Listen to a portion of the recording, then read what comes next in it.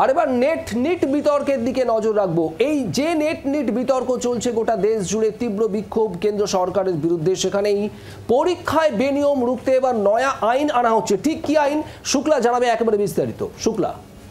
একদমই তাই, কারণ যখন আর নেট আর নিট নিয়ে এত চর্চা চলছে, যখন বিরোধীরা একেবারে কেন্দ্রকে চেপে ধরছে, তখন এই নয়া আইন কি, এই নয়া আইন এবং কেনই বা এই নয়া আইন আনা হলো সবটা সম্পর্কে আপনাদেরকে জানাবো। কারণ ভবিষ্যতে প্রশ্ন ফাঁসের ঘটনা রোধ করতেই বড় পদক্ষেপ নেওয়া হয়েছে কেন্দ্রের তরফ থেকে। গতকাল রাত থেকেই পাবলিক এক্সামিনেশন অ্যাক্ট 2024 কার্যকর করা হয়েছে। কোনো ব্যক্তি প্রশ্ন ফাঁস বা উত্তরপত্র যদি বেনিয়ম হয় তাহলে কড়া শাস্তির বিধান দেওয়া হচ্ছে। অভিযুক্তের বিরুদ্ধে জামিন অযোগ্য ধারায় মামলা দায়ের করা হবে এমনটাই বলা হচ্ছে, এবং একই সঙ্গে দোষী প্রমাণিত হলে ন্যূনতম 5 বছর পর্যন্ত জেল খাটতে হবে। এই হলো সেই নোটিফিকেশন যেটা দেওয়া হয়েছে, যে আইন পাশ করা হয়েছে, যেটা আপনারা দেখতে পাচ্ছেন এই মুহূর্তে।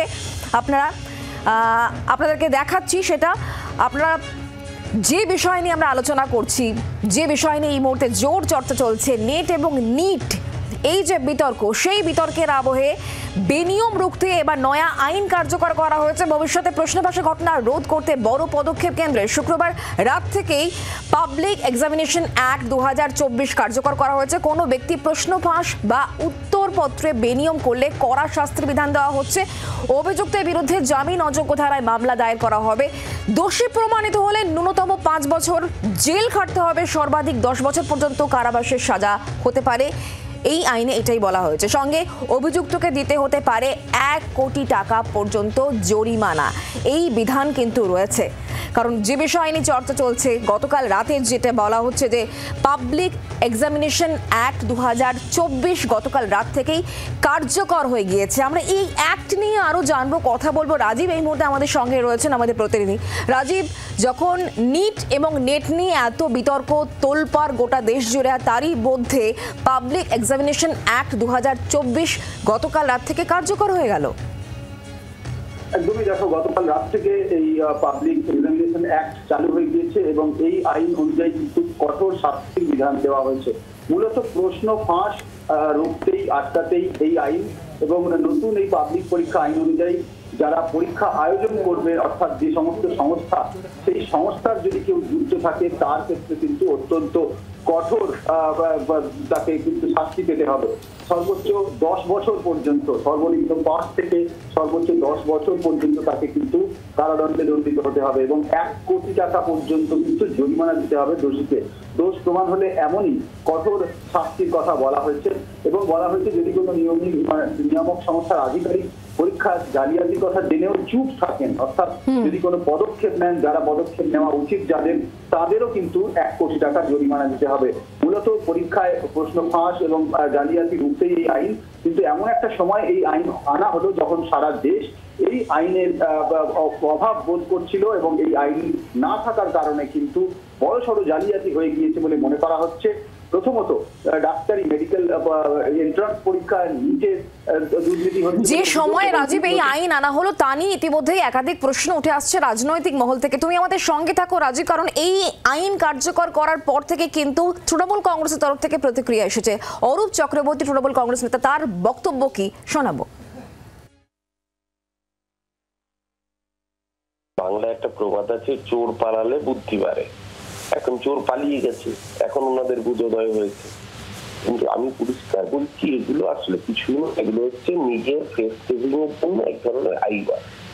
এই নেট এবং এই নিয়ে যা দুর্নীতি গোটা ভারতবর্ষের মানুষকে পুরো স্তম্ভিত করে দিয়েছে। আজকে সারা ভারতবর্ষের মানুষ, ছাত্র সমাজ রাস্তায় নেমে এসেছে। অবিলম্বে ধর্মেন্দ্র প্রধানের উচিত কেন্দ্রীয় এমএইচআরডি মন্ত্রী তার ইস্তফা দেওয়া, এবং ইস্তফা দিয়ে, আর কাকে বলছেন, যাকে ওনারা এমপি চেয়ারপারসন করে রেখেছেন, সেই এমপি চেয়ারপারসন নিজের এই প্রশ্ন ফাঁসের দায়ে অভিযুক্ত, তাকেই ওরা ইনভেস্টিগেশন কমিটি হেড করিয়ে দিয়েছেন। আসলে বিজেপির সরকারের এই পুরোটাই হচ্ছে লোক দেখানো একটা নাটকপনা। দোষীরা তো সর্ষের মধ্যে ভূত হয়ে লুকিয়ে রয়েছে। মোদী সরকার পারবেন তাদের বিরুদ্ধে ব্যবস্থা নিতে?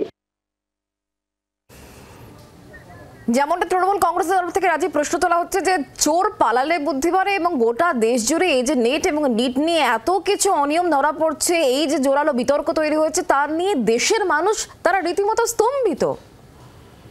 দেখো, চোর পালালে বুদ্ধি পারে বলা হচ্ছে, কিন্তু এই আইনটা আনা হয়েছে আগেই। গত ফেব্রুয়ারি মাসে এই আইনটি সংসদে আসে এবং তারপরে পাশও হয়। কিন্তু আমরা জানি যে আইন পাশ করার পর তার বিধিগুলোকে তৈরি করতে হয়, রুল তৈরি করতে হয় এবং সেটা কার্যকর করতে আরো কয়েক মাস সময় লাগে। সেক্ষেত্রে এই আইন যখন পাশ হয়, সরকারের তরফে যখন এই বিলটি আনা হয় সংসদে, তখন তার পক্ষে বিপক্ষে অনেকেই সওয়াল জবাব করেছেন। কিন্তু মনে করা হচ্ছে যে প্রশ্ন ফাঁস আটকাতে এই বড় পদক্ষেপ করা হয়েছে এবং এই আইনের মাধ্যমে একটা সতর্কতা তৈরি করা, যাতে এই ধরনের ঘটনা না ঘটে। কিন্তু এই আইন এর আগে থাকা এবং আজ নতুন করে এই আইন চালু করা, এর মধ্যে যে বিস্তর ফারাক, তাতে দেখা যাচ্ছে যে কথা বলা হচ্ছে, যারা বিরোধী রাজনৈতিক দলগুলির নেতারা বলছেন যে চোর পালালে বুদ্ধি পারে, আসলে মূল অভিযোগের আঙুল কিন্তু যারা নীতি প্রণয়নকারী, অর্থাৎ ওপর থেকে একেবারে এই সংস্থাগুলোর শীর্ষে যারা রয়েছেন, তাদের যোগসাজশ ছাড়া কি এই ধরনের দুর্নীতি সম্ভব? যেখানে লক্ষ লক্ষ কোটি কোটি টাকার লেনদেন হয়, যেখানে প্রশ্ন পরীক্ষার আগেই ছাত্রছাত্রীদের হাতে পৌঁছে যায়, যেখানে বিক্রি করা হয় কোটি কোটি টাকায় এই ধরনের প্রশ্ন, এবং যেখানে ডার্ক ওয়েবে চলে যায়, সেই সব জায়গায় দাঁড়িয়ে কিন্তু এই আইন কতটা বলবৎ হবে সেটা নিয়ে প্রশ্ন উঠছে। এবং সেই প্রশ্ন ওটা আর রাজীব, এই জায়গা থেকে বিরোধীরা এই প্রশ্ন করছে, এত কিছু করার পর মূল উৎসে কি পৌঁছানো সম্ভব হবে? আর সেখানে ঘুরে ফিরে বারবার করে ধর্মেন্দ্র প্রধানের কথা উঠে আসছে, এবং ন্যাশনাল টেস্টিং এজেন্সির শীর্ষে যিনি বসে রয়েছেন তার ভূমিকা নিয়েও ইতিমধ্যে প্রশ্ন তুলে দিচ্ছে সিপিএম এবং কংগ্রেসের তরফ থেকে সৌম্য আইচ রায়, তার প্রতিক্রিয়া আমরা পেয়েছি, এবং সিপিআইএম এর তরফ থেকে সুদন চক্রবর্তী, তিনি কি জানাচ্ছেন শুনুন। বাংলায় একটা কথা আছে যে চোর পালালে বুদ্ধি বাড়ে। তো এই আইনটা কি 10 বছর ধরে এত ড্রাকোনিয়ান আইন নিয়ে আসলেন, এটা পাশ করতে পারলেন না? আসলে সরকারের উদ্দেশ্যটাই খুব পরিষ্কার, সেটা বোঝা যাচ্ছে যে 2020 সালে যখন নিউ এডুকেশন পলিসি এনেছিল, তাতে এই যে সিস্টেমটার মাথার উপরে আরএসএস এর লোকেদের বসতে অযোগ্যদের স্থান দিয়ে যে জায়গাটা তৈরি করেছিল, তার ফলশ্রুতি আজকে ভুগতে হচ্ছে। চোরগুলো সব তৈরি হয়েছে কি করে এর মধ্যে ফাঁকিবাজি করা যায়। দায়িত্ব নিতে হবে তো, কে দায়িত্ব নেবে? এডুকেশন পলিসি আপনি এনেছেন, শিক্ষামন্ত্রী আপনার, শিক্ষামন্ত্রী মাস্ট স্টেপ ডাউন, এক্ষুনি রিজাইন করা উচিত এবং দৃষ্টান্তমূলক শাস্তি দেওয়া উচিত মাথাদের, কারা এর পেছনে রয়েছে। এত বড় স্কেলেঙ্কারি, হাজার হাজার কোটি টাকার স্ক্যাম হয়েছে, এই স্ক্যামের নায়ক কারা খুঁজে বার করতে হবে তো। শুধু বড় বড় কথা বলে, মুখে বড় বড় কথা বলে এই আইন সেই আইন বজ্র আটুনি ফসকা গেরোর মতো করলে হবে না। ভবিষ্যতের ছাত্রছাত্রী এবং তাদের ভবিষ্যৎকে নষ্ট করার জন্য যারা দায়ী, তাদেরকে শাস্তি দিতে হবে। বড় মাথা খুঁজে বার করুন, এসব ভাষণ দিয়ে কোনো লাভ হবে না।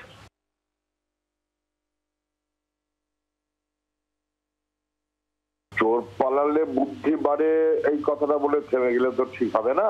এটা একটা সিস্টেমকে পলিউট করা বলতে যা বোঝায় তাই।